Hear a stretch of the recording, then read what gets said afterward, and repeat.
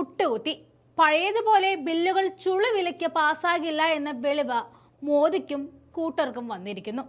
ഇത്രത്തോളം മോദി വിരുദ്ധത ഉണ്ടാകാനുള്ള പ്രധാന കാരണം സോഷ്യൽ മീഡിയ ആണെന്ന തിരിച്ചറിവോടെ അവരുടെ വായ മൂടിക്കെട്ടാനായിരുന്നു ബ്രോഡ്കാസ്റ്റ് ബിൽ എന്ന രൂപത്തിൽ ഒരു തന്ത്രവുമായി കേന്ദ്രം വന്നത്. എന്നാൽ ആ പരിപ്പ് ഇക്കലത്തിൽ വേവില്ല എന്ന് കേന്ദ്രം തിരിച്ചറിഞ്ഞതോടെ ബ്രോഡ്കാസ്റ്റ് ബില്ലിന്റെ നിലവിലെ പതിപ്പ് പിൻവലിച്ച് ബ്രോഡ്കാസ്റ്റ് മന്ത്രാലയം തയ്യാറായിരിക്കുകയാണ്. സർക്കാർ ജനങ്ങളുടെ അഭിപ്രായ സ്വാതന്ത്ര്യത്തിന് മേൽ കടന്നു കയറുന്നു എന്ന വിമർശനം ഉയർന്നതിനെ തുടർന്നാണ് ബില്ല് വിദഗ്ധ പരിശോധനയ്ക്കും ചർച്ചകൾക്കുമായി പിൻവലിച്ചത്. ഓൺലൈനിൽ വീഡിയോകൾ ചെയ്യുന്ന കണ്ടന്റ് ക്രിയേറ്റർമാരും സ്വകാര്യ കമ്പനികളും എതിർപ്പുയർത്തിയതിനെ തുടർന്നാണ് സർക്കാർ ബില്ലിന്റെ ഇപ്പോഴുള്ള പതിപ്പ് പിൻവലിക്കാൻ തീരുമാനിച്ചത്. വിഷയത്തിൽ ഇൻഫർമേഷൻസ് ആൻഡ് ബ്രോഡ്കാസ്റ്റിംഗ് മന്ത്രാലയം പ്രതികരണം ഒന്നും നടത്തിയിട്ടില്ല.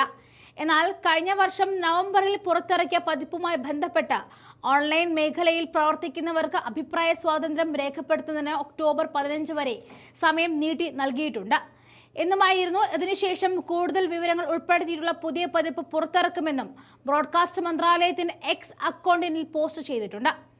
1995 കേബിൾ ടെലിവിഷൻ നെറ്റ്വർക്ക് ആക്ട് പകരമായിട്ടാണ് പുതിയ ബ്രോഡ്കാസ്റ്റിംഗ് ബില്ല് സർക്കാർ അവതരിപ്പിച്ചത്. ടെലിവിഷൻ മാത്രം ഉൾപ്പെട്ടിരുന്ന നേരത്തെ ഉണ്ടായിരുന്ന നിയമത്തിൽ OTT പ്ലാറ്റ്ഫോമുകളെയും ഓൺലൈൻ മീഡിയകളെയും ഉൾപ്പെടുത്തിക്കൊണ്ടായിരുന്നു പുതിയ ബ്രോഡ്കാസ്റ്റ് ബില്ലെന്നായിരുന്നു പുറത്തുവന്ന വിവരങ്ങൾ. എന്നാൽ പിന്നീടായിരുന്നു സാമൂഹിക മാധ്യമ അക്കൗണ്ടുകളും വാർത്താ അധിഷ്ഠിത അല്ലാത്ത വീഡിയോകൾ നിർമ്മിക്കുന്ന ചാനലുകളും ബില്ലിന്റെ പരിധിയിൽ ഉൾപ്പെടുമെന്ന് വ്യക്തമായതോടെയാണ് എതിർപ്പും ശക്തമായത്.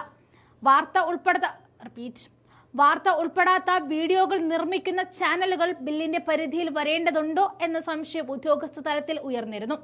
അങ്ങനെ വന്നാൽ അവർ OTTയുടെ ഗണത്തിൽ ഉൾപ്പെടുമെന്നാണ് വ്യവസ്ഥ ചെയ്തിരുന്നത്. OTTയുമായി ബന്ധപ്പെട്ട വകുപ്പുകൾ സിനിമ ഉൾപ്പെടെയുള്ള വിനോദ പരിപാടികൾക്ക് വേണ്ടി തയ്യാറാക്കിയതുകൊണ്ട് തന്നെ മറ്റു വീഡിയോകൾ ആ ഗണത്തിൽ ഉൾപ്പെടുത്തുന്നതിൽ പ്രശ്നമുണ്ടെന്ന് ഉദ്യോഗസ്ഥർ അറിഞ്ഞതോടെയാണ് ബില്ലിൽ മാറ്റങ്ങൾ വരുത്തുവാൻ സർക്കാർ തയ്യാറായതെന്നും ദ ഇന്ത്യൻ എക്സ്പ്രസ് റിപ്പോർട്ട് ചെയ്തിട്ടുണ്ട്. പുതിയ നിയമമനുസരിച്ച് ഡിജിറ്റൽ മാധ്യമങ്ങളിലൂടെ പ്രസിദ്ധീകരിക്കുന്ന വാർത്താ അധിഷ്ഠിതമായിട്ടുള്ള ഏത് സൃഷ്ടിയും ഈ നിയമത്തിന്റെ പരിധിയിൽ വരും. അത്തരം വാർത്തകളും പരിപാടികളും പ്രസിദ്ധീകരിക്കുന്ന എല്ലാ ഓൺലൈൻ ഹാൻഡിലുകളും ബ്രോഡ്കാസ്റ്റ് ബില്ല് പ്രകാരം കേന്ദ്ര സർക്കാരിൽ രജിസ്റ്റർ ചെയ്യേണ്ടതുണ്ട്. ഇതിൽ ഓൺലൈൻ പത്രങ്ങളും ന്യൂസ് പോർട്ടലുകളും വെബ്സൈറ്റുകളും അതുപോലെ ഇത്തരം വെബ്സൈറ്റുകളുടെ സാമൂഹ്യ മാധ്യമ പേജുകളും ഉൾപ്പെടും. പത്രങ്ങളുടെ ഈ പേപ്പർ മാത്രമാണ് ഇതിൽ നിന്നും ഒഴിവായത്. ഇതിനൊപ്പമാണ് യൂട്യൂബിൽ നിന്നും ഇൻസ്റ്റഗ്രാമിൽ നിന്നും എക്സിൽ നിന്നും സ്വന്തം അക്കൗണ്ടിൽ പ്രസിദ്ധീകരിക്കുന്ന വീഡിയോകളിലൂടെയും മറ്റും വരുമാനം ഉണ്ടാക്കുന്നവരെ കൂടി മേൽപ്പറഞ്ഞ നിർവചനത്തിൽ ഉൾപ്പെടുത്തിയത്.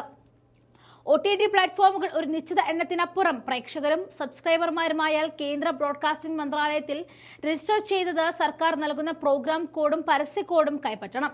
എല്ലാ ഓൺലൈൻ ക്രിയേറ്റർമാരും അവർ പ്രസിദ്ധീകരിക്കുന്ന കണ്ടന്റുകൾ പരിശോധിക്കുവാനായി ഒരു കണ്ടന്റ് ഇവാലുവേഷൻ കമ്മിറ്റി രൂപീകരിക്കണം. ആ കമ്മിറ്റി അംഗീകരിക്കുന്ന കണ്ടന്റുകൾ മാത്രമേ നമ്മുടെ സാമൂഹ്യ മാധ്യമത്തിലൂടെ പുറത്തിറക്കാൻ പാടുള്ളൂ എന്നതായിരുന്നു ബില്ലിൽ പറയുന്നത്.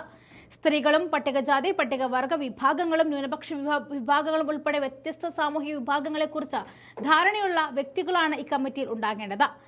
ഈ കമ്മിറ്റിയിലുള്ളവരുടെ പേരും മറ്റു വിവരങ്ങളും സർക്കാരിന് കൈമാറിയിരിക്കണം. ഇങ്ങനെ പ്രസിദ്ധീകരിക്കുന്ന കണ്ടന്റുകളുടെ ധാർമ്മികത 2021 IT നിയമപ്രകാരം പരിശോധിക്കുമായിരുന്നു. നിലവിൽ ഈ നിയമം ബോംബെ ഹൈക്കോടതിയും മദ്രാസ് ഹൈക്കോടതിയും സ്റ്റേ ചെയ്തിരിക്കുകയാണ്.